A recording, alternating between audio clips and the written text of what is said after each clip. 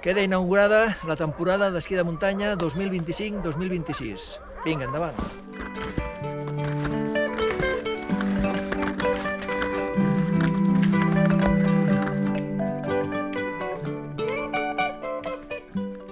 Han caigut les primeres neus als Pirineus i al Pla de Beret n'hi ha un bon gruix.